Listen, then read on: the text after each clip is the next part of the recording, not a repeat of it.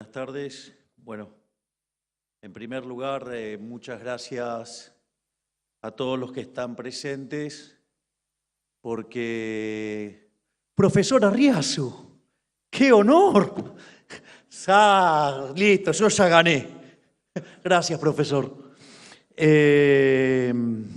No, en primer lugar, quiero darle las gracias a cada uno de los que están aquí por contribuir con esta enorme labor que lleva a cabo la Fundación y en el laburo enorme, gigante, que hace mi querido amigo Darío Epstein para llevar adelante esto. Así es que felicitaciones, Darío, y gracias a todos, porque es para una obra de bien. Caridad en el buen sentido, porque es voluntaria y no por la fuerza. Bien, básicamente lo que voy a tratar de explicar es la herencia que recibimos, lo que hicimos, hacia dónde vamos y vamos a ir a pesar de la política. ¿Sí? Y voy a dejar algunas ideas preliminares sobre la discusión de la convergencia, es decir, cómo Argentina puede convertirse en un país desarrollado. Básicamente, nosotros hemos heredado un desastre y nosotros no nos quejamos de eso porque,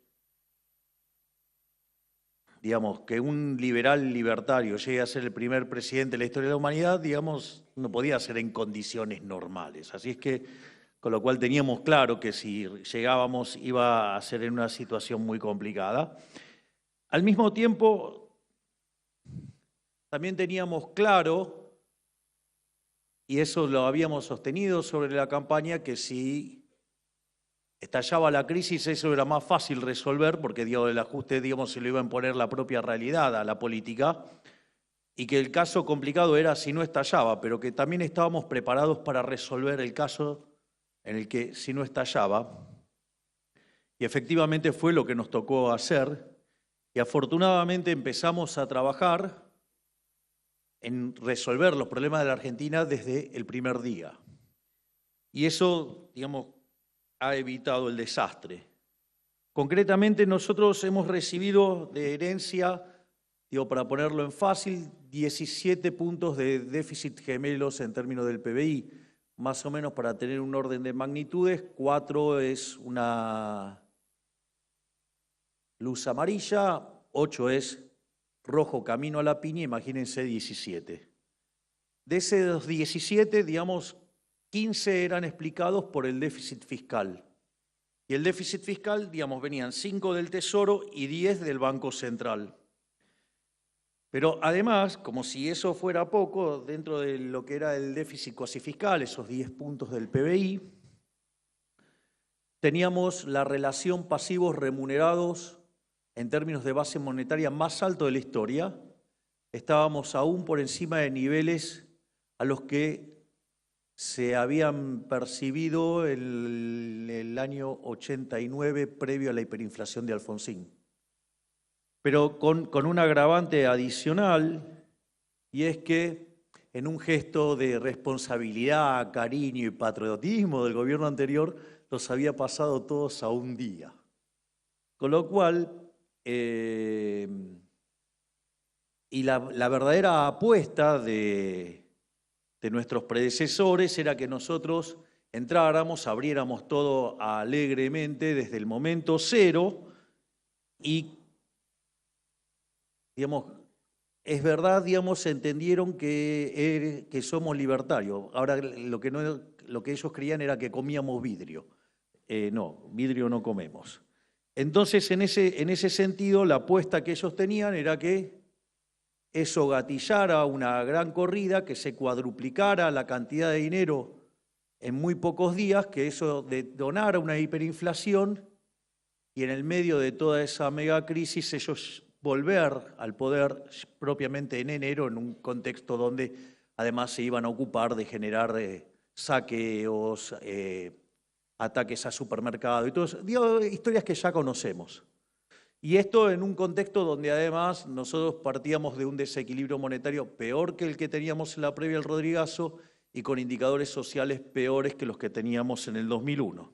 Es decir, un perfecto combo por el cual, digamos, la casta, digamos, nos hacía pagar todo el ajuste a nosotros y ellos después venir como salvadores y hacer la gran Kirchner, agarrar todo digamos, en el quinto subsuelo y mostrarlo como una obra maravillosa que no fue más ni menos que un rebote y ayudado por un contexto internacional pocas veces visto.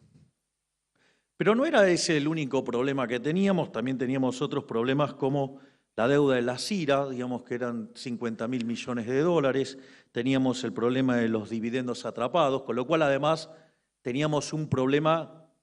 No eran solo los problemas que teníamos en los flujos, teníamos unos problemas de stocks fenomenales. Y la forma en la cual ustedes resuelven los problemas de stocks, si no lo hacen correctamente y se les transforman en flujos automáticamente, ese salto, digamos, le puede generar consecuencias muy complicadas en la dinámica macroeconómica. En especial, digamos, si el dólar es un indicador adelantado de lo que puede pasar en materia de precios. Consecuentemente, ustedes ahí, digamos, el problema en el que se van a meter es muchísimo más grande todavía. Digo, ¿por qué? Porque un salto, digamos, que podría ser de características transitorias, les hace caer la demanda de dinero y eso se puede volver inestable y convertirse en permanente y en una crisis. El otro problema que teníamos era que recibimos una deuda interna a punto de vencer por el equivalente de 90.000 millones de dólares. Teníamos deuda externa venciendo por 25.000 millones de dólares, pero con que si bien la mayoría era con multilaterales, teníamos el problema que Argentina tenía caído el acuerdo con el Fondo Monetario Internacional. Era muy interesante porque cuando hablaban y decían que nosotros teníamos un programa que no era consistente y un montón de cosas que decían, era interesante porque en general, digamos, cuando ustedes tienen una característica así de que el programa está caído, por lo menos lo tienen que estar discutiendo como 3 meses, y en especial si hay una nueva administración. Y lo interesante es que nosotros lo resolvimos en un fin de semana. Quiere decir que las cosas tan mal no las habíamos hecho. Y al mismo tiempo teníamos un problema de reservas internacionales. Las reservas internacionales netas que nosotros heredamos estaban en torno a los 11.500 millones de dólares negativos, con una brecha del 200%. Además, si ustedes miran cómo venía la actividad económica durante la primera parte del año venía en caída y después levantó en función de cómo, digamos, el gobierno anterior empezó a pichicatear la economía, dándole el gasto público y financiándolo con emisión monetaria. Para que se den una idea, a lo largo de todo el periodo del gobierno se emitieron para financiar el fisco 28 puntos del PBI, pero de esos 28, 13 tomaron lugar en el año electoral. Es decir, estaban dejando una bomba enorme y, bueno, era mejor que le estallara otro y volver, pero no le dimos el gusto. Y la contracara a esto era cómo venían el tema de la inflación. La primera semana de diciembre venía a un ritmo de 1% diario, que es algo así como 3.700 anual.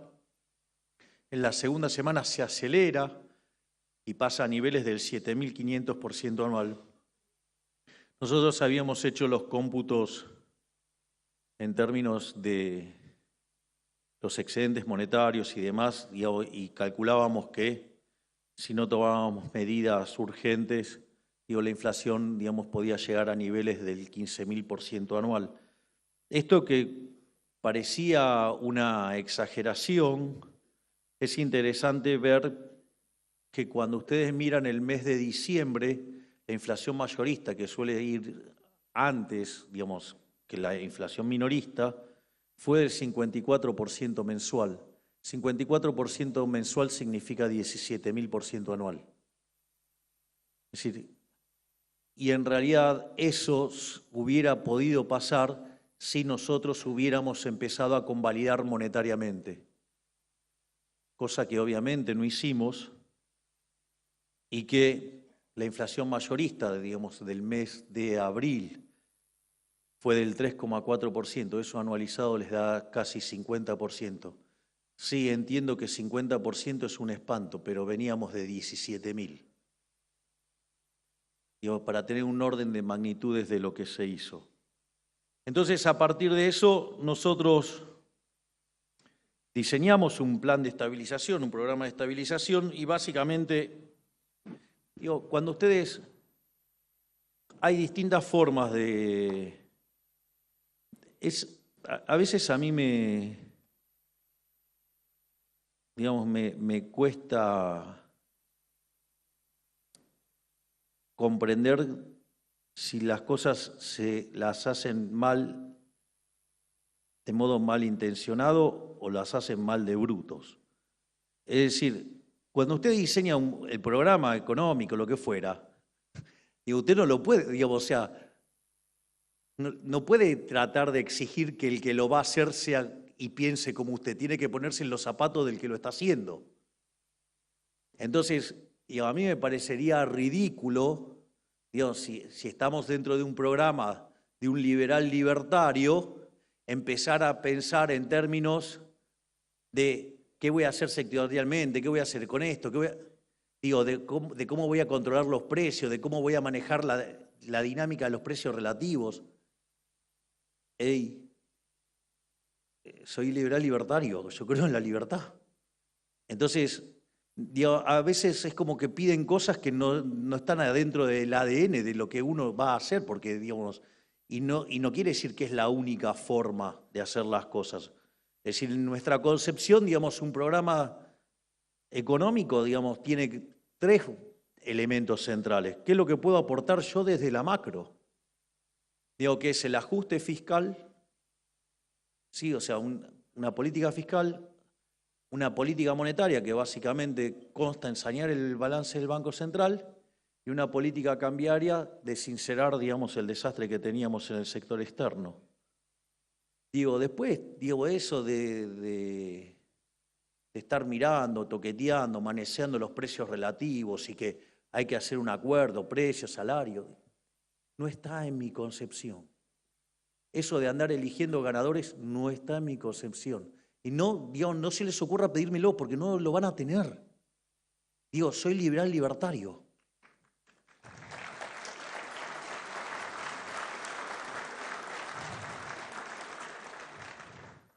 En ese contexto,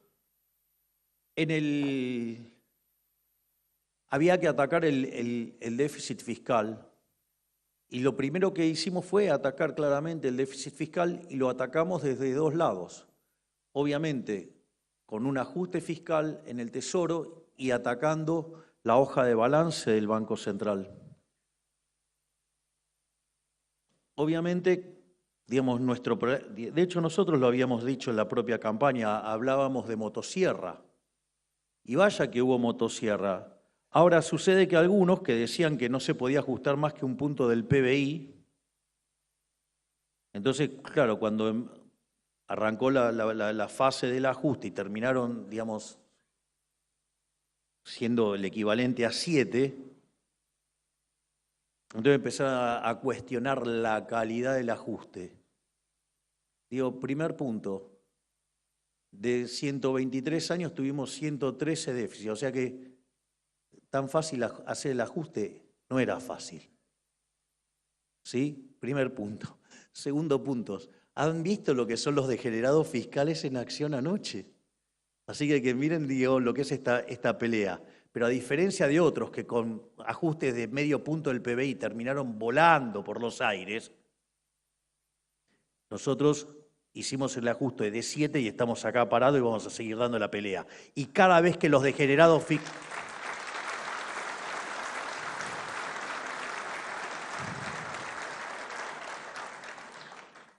Y más importante, y cada vez que los degenerados fiscales de la política quieran ir a romper el equilibrio fiscal, se los digo yo ahora, lo dije antes, lo digo ahora y lo voy a repetir hasta el cansancio, les voy a vetar todo, me importa 3 carajos.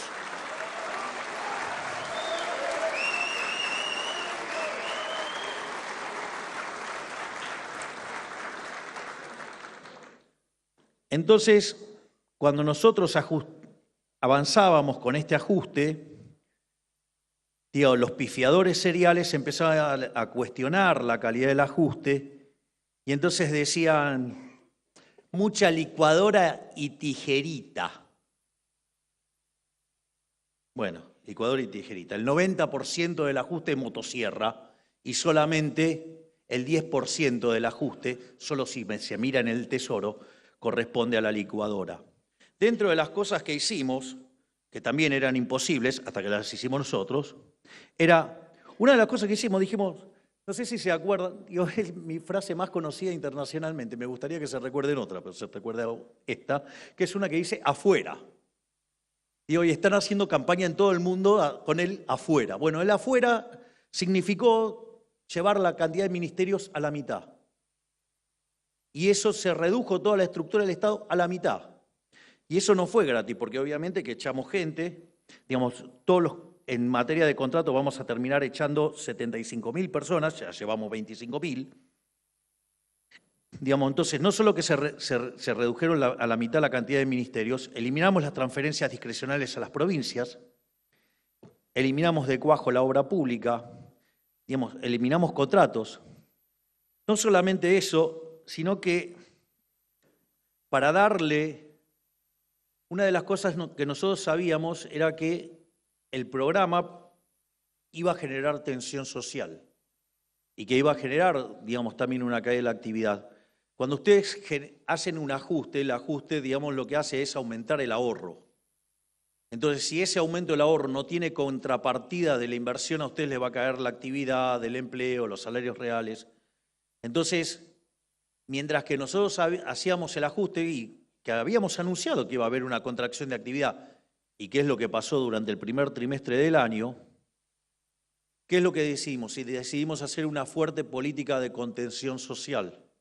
Entonces, duplicamos la UH, duplicamos la tarjeta alimentar, aumentamos la asistencia escolar, multiplicamos casi por 5 veces la asistencia para los útiles de los chicos y además dimos financiamiento a la clase media que va a colegios privados. ¿Para qué? Para que los chicos no perdieran de ir al colegio, porque digamos a la situación grave que vive la familia, si encima pierden el colegio y los chicos tienen que empezar a cambiar de colegio y tienen que cambiar compañeritos y todo eso, eso genera un trauma muy grande, por lo cual también atacamos eso. Pero no solo hicimos eso, digamos, con lo cual, digamos, estamos viendo una enorme tarea, digo, que hizo la ministra Petovelo, digo, quien ha sido tan torpedeada en estos últimos días. Es decir, a ver, acabamos de hacer un tremendo ajuste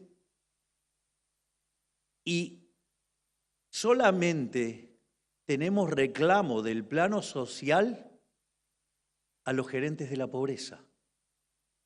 Es decir, nos hemos cansado de escuchar en conferencias que había que terminar con el curro de los intermediarios, que había que terminar con la corrupción en los programas sociales, que teníamos que salir del asistencialismo para que aquellos que tenían la desgracia de caer en esas situaciones desafortunadas pudieran salir adelante con dignidad.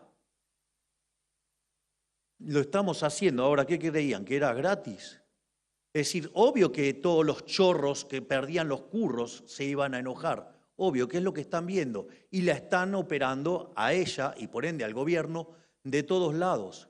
Miren la cosa maravillosa que hizo la ministra Petovelo junto a la ministra Bullrich, a quien agradezco que esté presente aquí.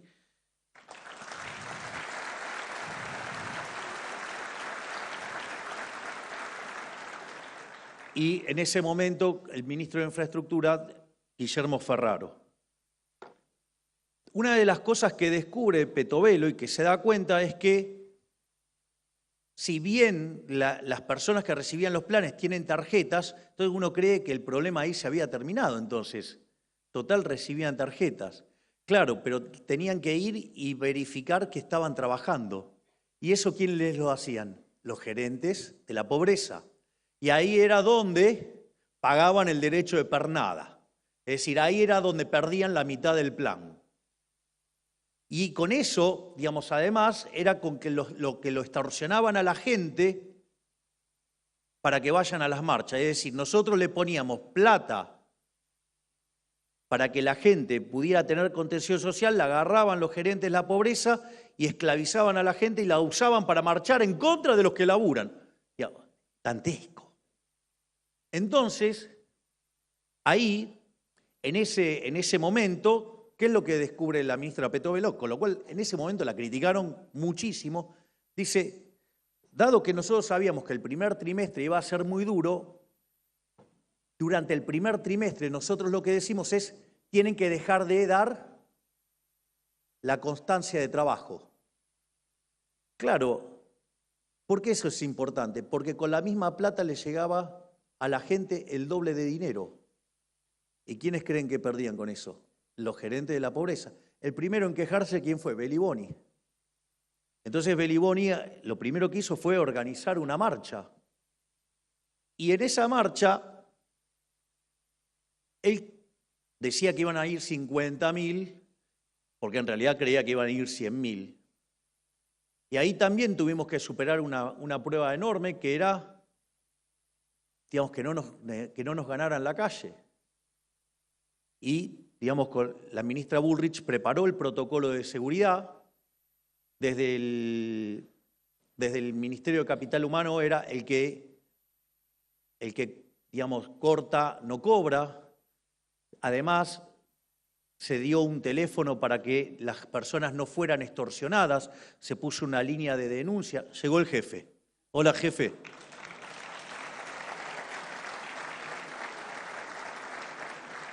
Entonces, en ese contexto fue interesante porque terminaron yendo a la marcha 3.000 personas. Explotó la línea de denuncias y hoy tenemos un montón de causas iniciadas contra estas personas que extorsionaban a los más vulnerables. Y dentro de todas estas cosas nos fuimos enterando que además tenían fondos fiduciarios, tenían un montón de cosas, donde hay involucrado varios estratos de la sociedad, varios. Y entonces eso también explica por qué, digamos, hay tanto torpedeo. Porque no solo están los gerentes de la pobreza, hay empresarios involucrados y hay otro tipo de personas que uno, digamos, se las imaginaría más espirituales y no involucradas en este tipo de cosas. Y están todos torpedeando. ¿Por qué? Porque se les terminó el curro. Entonces, por eso pasa lo que pasa. Pero bueno, digamos, no queríamos terminar con la corrupción. Nunca se hizo tanto en 6 meses como lo que estamos haciendo nosotros, ni en muchísimos periodos de tiempo más largos. Es decir, con lo cual no solo estamos poniendo en orden la economía, no solo estamos poniendo en orden los temas de seguridad, sino que además también estamos terminando con la corrupción y por eso la política está que arde. Pero no quedó todo ahí, digamos, o sea, eso. Lo otro que tuvimos que hacer fue sanear el Banco Central. Básicamente, ahí se hicieron un montón de cosas. Lo primero que había que hacer era sincerar el mercado de cambios. Yo me acuerdo que en ese momento nos decían que había que poner el tipo de cambio en 600. Digo, de vuelta, la opción liberar no estaba en los planes, porque digo, con los problemas de stocks que teníamos, digamos, era el camino a una hiper. Pero más allá de eso, entonces era, bueno, ¿cómo arreglamos esto? Entonces, digo, el consenso, digamos, de muchos economistas era, no, pónganlo en 600. Cuando nosotros estábamos mirando, es más, esta decisión la tomamos en el lugar donde estuve viviendo como 3 meses, en el Hotel Libertador con el equipo de Toto, y era, dado que íbamos a poner el impuesto país, era que el tipo de cambio estuviera alineado, nuestra idea era que el tipo de cambio estuviera alineado con el de mercado. ¿Por qué? Porque de esa manera íbamos a bajar el exceso de demanda en el mercado de divisas y al achicar el exceso de demanda en el mercado de divisas, íbamos a achicar el exceso de oferta en el mercado de bienes, en el mercado de trabajo y por lo tanto el ajuste iba a ser menos doloroso. En ese contexto, se hace una devaluación, un salto cambiario, y a partir de ahí se fija una política de devaluaciones, digamos, para que el tipo de cambio lleve un determinado sendero. En ese contexto también nos predijeron todas las calamidades y catástrofes habidas y por haber, que no se cumplió ninguna. Y es más, muchos de los que decían que el tipo de cambio tenía que estar en 600 y hacían un sendero de inflación mucho más alto que el observado, digamos, están en la línea de los que dicen que hay un problema cambiario, que ahora obviamente es una discusión distinta por todo el ruido que metió la política, pero... Entonces, y todos los que quieran ver, digamos, la discusión esa, digamos, o pueden escucharlo al doctor Arriazu o pueden ver mi presentación en CICIP, digamos. Pero más allá de eso, en el medio compramos 17.500 millones de dólares. Y seguimos comprando dólares todos los días. No solo eso, y ahora también empezamos un proceso de saneamiento del Banco Central. Nosotros heredamos un déficit cuasi fiscal de 10 puntos del PBI. Hoy ya representa 1 punto del PBI. Y eso se logró por dos cuestiones. Una es porque lo que se buscó arbitrar fue la tasa en dólares y no la tasa en pesos. Entonces, en ese contexto, habiendo hecho un salto devaluatorio, si nosotros le seguíamos la corriente a lo que decían muchos economistas, que había que poner la tasa de interés real positiva y ese argumento, hoy tendríamos un problema que tendríamos pasivos remunerados por 8 bases monetarias. Entonces estaríamos hablando del carry trade, de cuándo explota la hiper y todo ese tipo de cosas. Al poner la tasa de interés arbitrada con dólares, pero en términos de pesos reales negativa, eso lo que fue permitiendo fue ir licuando esa posición de los pasivos remunerados. Y como además avanzaba el ajuste fiscal, de hecho en enero ya tuvimos superávit financiero, es decir, no primario, es financiero. Y digamos, la política de déficit cero continúa y cuando termine, digamos, los números de mayo ya saben que vienen muy bien. Y cuando termine el primer semestre, digamos, obvio que junio por el tema de los pagos de aguinaldos y demás es deficitario, pero cuando toman los 6 meses juntos va a haber superávit, o sea, porque todo lo que adjuntamos hasta ahora más que supera, digamos, lo que vamos a tener de déficit en junio, con lo cual vamos a tener un primer semestre con resultado primario y resultado financiero positivo, algo que decían que era imposible, imposible es nada.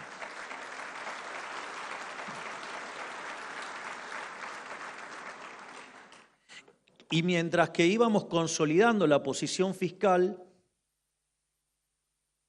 el secretario de Finanzas, digamos, Pablo Quirno, ¿qué es lo que fue haciendo? Fue armando una curva de pesos.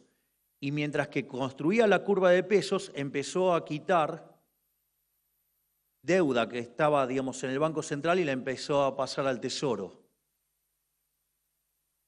Entonces, hoy, la relación pasivos remunerados sobre base monetaria es 1,2 veces. Digo, casi 1/3 del problema que heredamos. Digo, esto no es menor porque, digamos, los pasivos remunerados, esos eran emisión monetaria futura, con lo cual eran un problema futuro en términos inflacionarios. Y esto no es un punto menor porque hoy tenemos una base monetaria de 15 billones y entonces significa que nosotros tenemos pasivos remunerados por 18 billones. Y ahora les voy a dar otra excelente noticia. De esos 18 billones, 12 billones están en manos del sector público, con lo cual solamente falta limpiar nada más que 6 billones. O sea, estamos ahí de terminar con el problema de los pasivos remunerados. Y no solo eso, de esos 12 billones que tiene el sector público, 7 están en el Banco Nación. Y las tenencias del Ministerio de Economía en el Banco Nación son 3.5 billones. Entonces ustedes van a decir, bueno, ¿y lo que resta? Bueno, mire, una parte la tiene Banco Provincia. Es cierto, eso no está cercano a nuestro control. De hecho, está en manos de un enemigo político que además se encarga de llenar de pauta a medios para ensuciarnos y para tapar, digamos, las macanas que hace. Pero ¿qué es lo interesante? Como tiene tantos problemas fiscales, tiene al banco, digamos, totalmente saturado, con lo cual no tiene muchas posibilidades de hacer cosas porque necesita cumplir la posición de efectivo mínimo, con lo cual no puede hacer mucho. Por lo tanto, si ustedes se fijan, estamos terminando con el problema de los pasivos remunerados. No solo eso, sino que además, una vez que terminamos con esto, vamos a ir por el problema de los puts, lo cual lo tenemos encaminado, donde los puts es un mamarracho que hizo el gobierno anterior con el aval del Fondo Monetario Internacional para financiar el déficit de una manera encubierta y que no le violara las metas. Y los bancos, en lugar de financiarlos al Tesoro, prefirieron ponerlo adentro del Banco Central. Y estamos trabajando para resolver ese problema. Cuando resolvamos ese problema, chau cepo.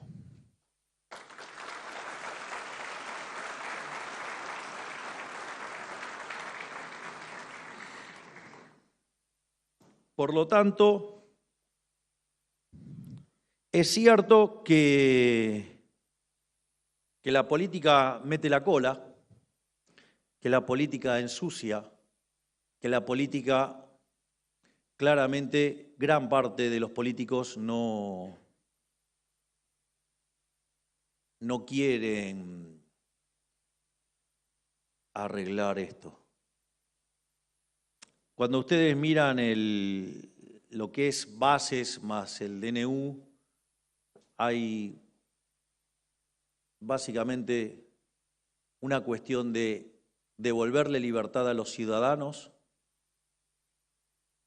hay una cuestión de hacer los mercados más pro competencia, no pro empresa, sino pro competencia, y hay un tercer elemento que es terminar con los curros. Bueno, yo creo que este tercer punto explica muy fuertemente esto. De hecho, dentro de las cosas y privilegios que queríamos terminar con la política, cosa que voy a avanzar igual, no me importa nada.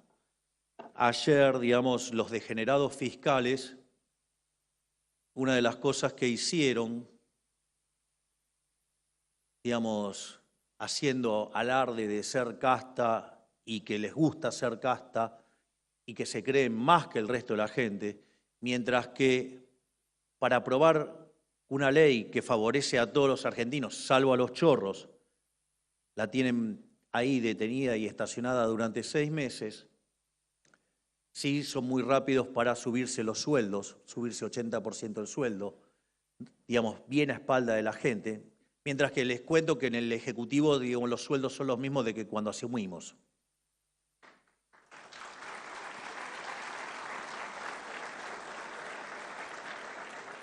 Pero no solo eso, sino que además, obviamente que están buscando romper el equilibrio fiscal, miren, Bukele cuando asumió, ¿saben qué? No tenía ningún diputado, nada, no tenía ningún legislador, nada. ¿Saben cómo gobernó?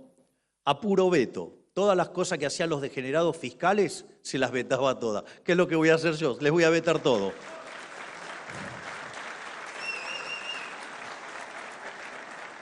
Pero entonces ayer un diputado se puso a defender las jubilaciones de privilegio. Algo, digamos, a lo cual yo dije que vamos a renunciar. Y además, como es un derecho adquirido, no es que voy a estar tocando a los que están atrás, sino que en realidad toca solamente desde mi persona hacia adelante. ¿Y por qué es importante esto? Miren, yo puedo llegar a estar 4 años o puedo estar 8 años, si todo sale muy bien. Pero ¿saben qué después? ¿Qué hago una vez que termino con esto? voy a tener que salir a laburar. Entonces, es interesante porque como tengo que volver a salir a laburar, me tengo que ocupar activamente de hacer cosas que están bien. Porque si no, el día después me quedo sin laburo y me cago de hambre.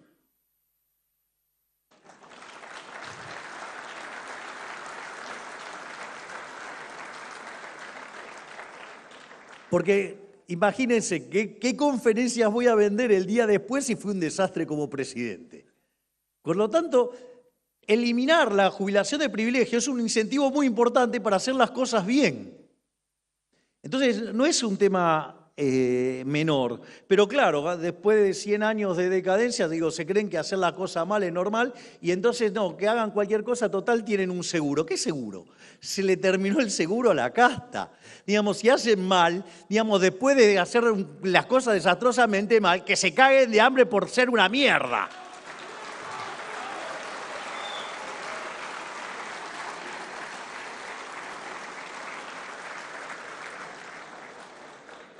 Por otra parte, algunos dicen, no tiene programa a largo plazo. Y les hago una pregunta, ¿qué creen que era la ley Bases y el DNU?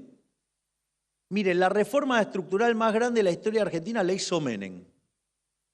Bueno, la ley Bases, tal como está hoy, es 5 veces más grande que la reforma estructural de Menem.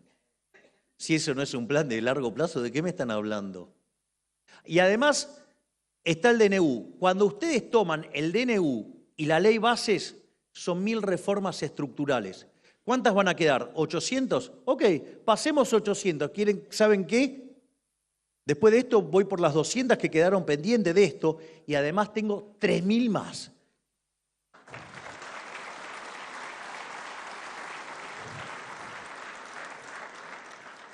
¿Y por qué es esto?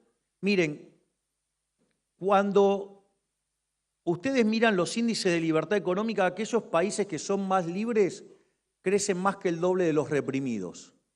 El PBI per cápita es 12 veces más grande. No solo eso, sino que además tienen 25 veces menos de pobres en el formato estándar, 50 veces menos en el formato extremo. Es más, la gente en el peor decil del país libre vive mejor que el 90% de la gente del país reprimido, tiene varias veces más de ingreso que es más al mismo promedio. El negocio es la libertad. Y por ejemplo, con la fase 1 de reformas estructurales implica un salto en libertad económica de 90 puestos. Es decir, parecernos a países como Alemania, Francia, Italia. Pero nada, como verán, no es todas las reformas que estamos apuntando. De hecho, nosotros siempre hemos mencionado como un caso testigo de lo que podría ser el caso de Irlanda, de que ser el país más miserable de Europa, y hoy tiene un PIB per cápita 50% mayor que el de Estados Unidos.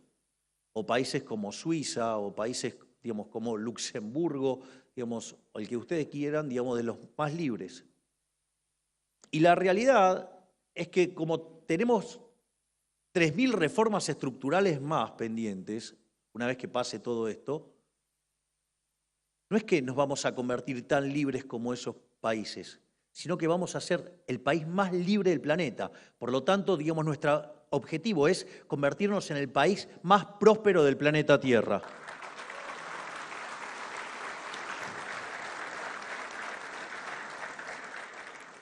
Pero parece que para la política argenta es un negocio fabricar pobres y ahora vimos que es lo que se dedican es a explotarlos y a hacer negocios. Hoy tenía una charla con un amigo mientras que desayunaba y el tema era la causalidad, ¿no? Es decir, mi hipótesis era que se genera la asistencia, por el motivo que fuera, porque abrazan ideas económicas equivocadas, y a partir de ahí toman una causa noble, que es dar esa asistencia, y después la la convierten en un montón de kioscos. Entonces, claro, cuando ustedes empiezan a tocar los kioscos, a ustedes lo acusan de ser inhumanos, insensibles y todas esas cosas, cuando en realidad lo que está haciendo es terminar con los kioscos. Entonces uno tendría que preguntar si están a favor de que esos delincuentes roben quitándole el pan de la boca a la gente. Pero, digamos, siempre mueven el arco y, digamos, y obviamente que la pauta juega un rol fundamental, la cual nosotros hemos cortado, porque, digamos, si hay verdaderamente libertad, ¿cómo te vas a estar financiando con una fuente compulsiva de ingresos? Es una contradicción en sus términos. Bueno, parece que, digamos, cuando miran libertad y todas esas cosas es siempre siempre que no les toque el bolsillo, digamos, también llamado el órgano más sensible del ser humano. Y la hipótesis de mi amigo era un poquito más cruenta, que era, en realidad vienen a hacer negocios e inventan todo este tipo de cosas para, digamos, hacer negocios. La verdad es que, digamos, la política está tan sucia que no sé, digamos, cuál de las hipótesis verdaderamente puede ser cierta, pero lo cierto es que está sucia y nosotros estamos barriendo con eso. Y quiero dejar una última reflexión, digamos, para por lo menos dejar buenas perspectivas de futuro, y es lo que tiene que ver con el crecimiento y la convergencia. Convergencia es el proceso bajo el cual un país que está en desarrollo se convierte en un país desarrollado. Claramente nosotros tendríamos que estar buscando la forma de hacer eso, es decir, cómo generar un proceso de crecimiento sostenido para alcanzar uno de estos países a los cuales admiramos. Y hay algunas cosas que a mí me parece que es importante tener en cuenta. Una es cuando uno mira la evidencia empírica del crecimiento. Ustedes van a cualquier libro de crecimiento o a algún libro de macro avanzada, digamos, se van a encontrar con unos datos que son de Angus Maddison, que paz descanse, que va del año 0 al año 2000 de la era cristiana, y que se llama, mira el PBI per cápita y se llama el palo de hockey. Cuando ustedes miran eso, básicamente lo que observan es que el PBI per cápita estuvo durante 1800 años prácticamente constante. En realidad solamente tuvo un salto del 40% en el siglo XVI, con lo cual si ustedes tomaran la tasa de crecimiento del PBI per cápita en ese proceso era del 0,02%. Es decir, se necesitaban aproximadamente 3.500 años para duplicar el PBI per cápita. Sin embargo, después de la revolución industrial, los 2 siglos siguientes fueron verdaderamente impresionantes y se generó, digamos, una situación donde por poco, digamos, aproximadamente casi se multiplica por 10 el PBI per cápita, con una aceleración creciente, ¿no? O sea, donde en el siglo XIX la tasa de crecimiento del PBI per cápita fue 0,66, en la primera parte del siglo XX fue 1,2% y en la segunda parte fue 2,1%. Y es más, si ustedes corrigen por subestimación de cuentas nacionales, puede ser que haya sido todavía un punto más alto el crecimiento de la segunda mitad del siglo XX. Es decir, lo que se ve es una aceleración del crecimiento. Y si ustedes además contemplan la población, dada la población que había en torno al año 1800 y la que había a fines del siglo XX, digamos, para mantener el análisis de esa serie, más o menos la población se multiplicó por 8, o por 7 si ustedes quieren, no por 8, pero... Entonces, cuando ustedes miran eso tiene una contracara en economía que se llama rendimientos crecientes.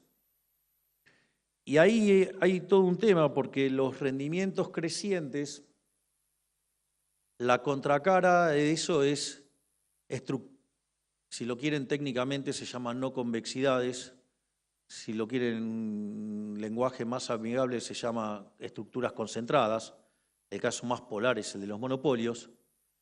Y esto no es un tema menor, porque según la teoría económica convencional, los monopolios son malos y hay que regularlos.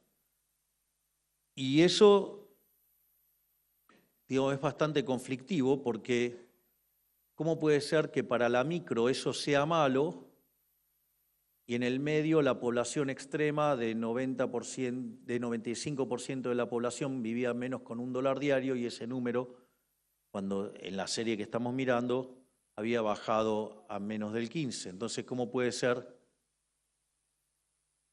que algo que fue tan bueno para la humanidad, la microeconomía lo trata como algo malo? Bueno, eso tiene varios problemas. Digo, la microeconomía tiene problemas, no digamos la serie, digamos. Lo que pasa es que lo razonable es que si ustedes el modelo no mapea con la realidad,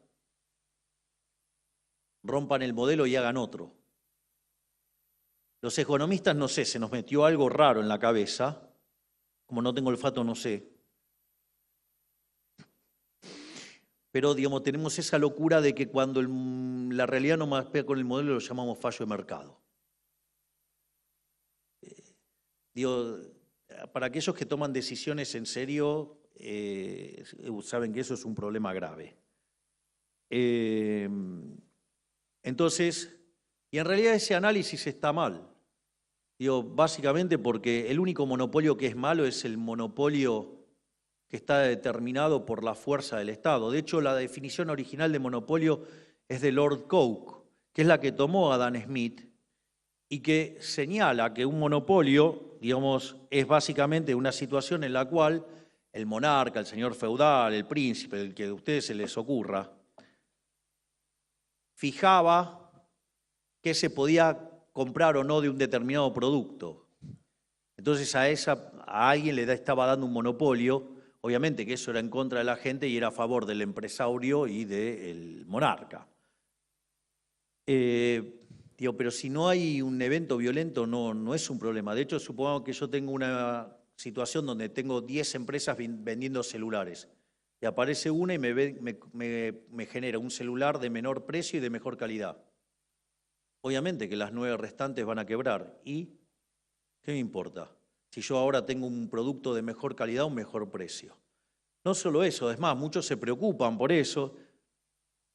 Y eso, hay un libro muy básico en economía que es muy lindo, que se llama La economía en una lección, de Henry Hazlitt. Y dice, ¿cuál es la diferencia entre el buen economista y el mal economista? Es que el mal economista solamente mira un sector y no mira las consecuencias en otros sectores y menos las consecuencias a futuro. Es decir, que el buen economista no solo mira ese sector, sino que además mira los otros sectores y no solamente que contempla el presente, sino que contempla las implicancias al futuro. Es decir, es la diferencia entre hacer equilibrio parcial de un solo periodo, además, contra hacer equilibrio general intertemporal. Entonces, cuando ustedes empiezan a sacar esas tela araña que está en la cabeza de la gente, las cosas cambian sustancialmente. Por lo tanto, lo primero que hay que entender es que los monopolios no son malos. Es más, le diría que los monopolios pueden ser maravillosos si son como consecuencia de que quedó uno. Y si no les gusta que haya uno solo, no se enojen con el que está, enójense con los que no están, no con el que está. Digo, porque el que está arreglándole problemas a la gente, salvo que sea arreglado por el gobierno, que eso es otro problema. Pero el problema ahí no es el que haya un solo empresario, sino que el problema es que está el Estado. ¿Y eso por qué es importante? Porque la contracara de los rendimientos crecientes es lo que genera crecimiento económico. Y cuando los gobiernos se ponen a regular los monopolios, una de las cosas que hacen es matar la cuasirrenta. Cuando matan la cuasirrenta, matan el incentivo a la innovación. Y cuando matan el incentivo a la innovación, matan el crecimiento económico. Y la convergencia, que en la literatura del crecimiento es un problema de índole matemática, les diría, que tiene que ver con la forma de la función de producción, o sea, y no tiene más explicación que ese problema, o sea, digo, con lo cual no hay una explicación de por qué converge, no, digamos, o sea, usted tiene el modelo y entonces tiene que ver con las curvaturas de la curva y así es como va a pasar. Es decir, es todo pirotecnia matemática, estoy siendo bastante elegante hoy. En otro momento diría otras cosas, pero voy a tratar de mantener las formas. No por la investidura, sino porque tengo un gigante acá, entonces voy a tratar de portarme mejor. Entonces, digo, pero eso es pirotecnia matemática. Es interesante, por ejemplo, más verlo como una cuestión como a la Hayek o combinada con Israel Kirchner, donde Hayek ve al mercado como un proceso de descubrimiento. Y eso, digamos, y Israel Kirchner mira al mercado como un proceso que mezcla el proceso de descubrimiento, pero con el principio de apropiación de Locke. Porque la verdad que si ustedes van a descubrir algo, pero no se lo pueden apropiar, ¿para qué lo quieren descubrir? Entonces, esa combinación hace que ese proceso de descubrimiento genere crecimiento económico. O sea, ¿por qué? Porque empiezan a resolver problemas. Es más, miren, hay una cosa cuando tuvimos la primera reunión con Elon Musk y que mi hermana se lo leyó enseguida. Elon Musk, ¿saben por qué es maravilloso y por qué le va bien y merece que le vaya bien? Me dijo, yo me levanto todos los días pensando en qué problema le puedo arreglar a la gente. Es una genialidad. Es una genialidad porque básicamente si le arregla problemas a la gente, digamos, o sea, va a conseguir que sus productos se vendan. Consecuentemente, si lo hace bien, se llena de guita. Bravo. Es decir, es un héroe, un benefactor social. Es decir, yo creo que, digamos, a la política va a haber que estar 50 años explicándole la cabeza de ese hombre. Y hoy estoy bullish, estoy optimista.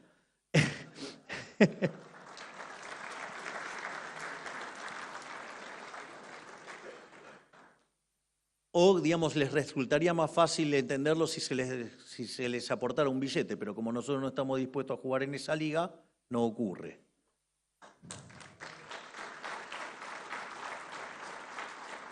Pero al margen de eso, ¿qué es lo interesante de todo esto? Es que cuando uno está en un país en vías de desarrollo, hay un montón de oportunidades que ya se descubrieron en otros lugares. Por lo tanto, uno lo que tendría que hacer, ¿qué es? Copiarlo. Y si uno copia, Dios va a crecer muy fuerte. Entonces, y con el avance de la información, esa copia es más rápida. Entonces, por ejemplo, miren, el primer país en duplicar el PBI per cápita fue el Reino Unido, en un proceso que duró 58 años, arrancando en 1780. Y eso, digamos, implicó que crecía el PBI per cápita al 1,2%. El segundo en lograrlo, arrancando en 1839, que tardó 47 años, fue Estados Unidos. Eso implicó una tasa de crecimiento del 1,5% per cápita. El tercero en lograrlo fue Japón, en 34 años, arrancando en el año 1885, y eso implicó una tasa de crecimiento per cápita del 2,1%. Otro caso es el de Italia, que lo hizo en 21 años, arrancando en 1890, y implicó una tasa de crecimiento del 3,3%. España, en 1950, lo hizo en 18 años con una tasa del 4%. Corea del Sur, en 1978, tardó 9 años, una tasa de 7,8%. O China, que arrancó en 1987 y lo hizo en 7 años, con tasas de crecimiento del 10%. Es decir, fíjense que conforme avanzamos en el tiempo, los procesos de convergencia se dan más rápido, porque el proceso de descubrimiento vale en la frontera, pero en la transición lo que hay que hacer es tener buenas instituciones para que copiemos y se crezca. Y eso es ganando libertad económica. ¿Y por qué, digamos, a mí me interesa muy particularmente el caso de la inteligencia artificial? Porque la inteligencia artificial es como la nueva revolución industrial. ¿Y qué fue la revolución industrial en la historia? Por eso hablé del palo de hockey. Implicó un aumento dramático en la tasa de crecimiento. Entonces, ¿qué es lo que genera la inteligencia artificial? Genera una exacerbación de los rendimientos crecientes. Esa exacerbación de los rendimientos crecientes implica aceleración en la tasa de crecimiento. Y la forma de lograr esa aceleración del crecimiento es no matándolo con regulación económica. ¿Cuál es la zona que menos crece del planeta, a pesar de que tiene un polo de inteligencia artificial? Europa, porque está repleto de regulaciones. Cuando ustedes se ponen a pensar como microeconomistas y quieren hacer que el monopolio se parezca a una empresa competitiva, le están reventando las cuasirrentas, están reventando los beneficios extraordinarios, están reventando los incentivos a la innovación, están matando el crecimiento económico. ¿Cuál es el problema en el otro polo, que es Estados Unidos? Bueno, porque se está corriendo también y están temerosos y le tienen miedo a las cuestiones de la inteligencia artificial. Es decir, digamos, cada tanto, digamos, siempre reaparecen los luditas, es decir, los que le tienen el odio a la máquina.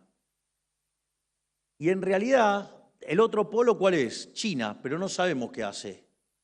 Entonces, nosotros estamos ofreciendo que Argentina sea este cuarto polo de inteligencia artificial en el mundo. ¿Y por qué? Porque tenemos grandes extensiones de tierra, clima frío, donde todo esto es muy importante, digamos, posibilidad de tener mucha energía barata. Es muy importante ¿para qué? Para que los algoritmos inteligentes puedan aprender y eso genera mucho, digamos, mucho calor. Entonces, por eso es tan importante tener una zona fría, extensa de tierra y energía barata. Pero además, también tenemos que el capital humano. Y si nosotros entonces generamos las instituciones correctas, ya sea el DNU, ya sea bases, es decir, la fase 1 de las reformas estructurales, o todo lo que queda pendiente para hacernos el país más libre del planeta Tierra, va a implicar que vamos a tener las condiciones para que en un lapso como mucho de 40 años volvamos a ser la primer potencia mundial. Muchas gracias. Le pedimos por favor al señor presidente que no baje del escenario. Vamos a hacer la entrega de unos...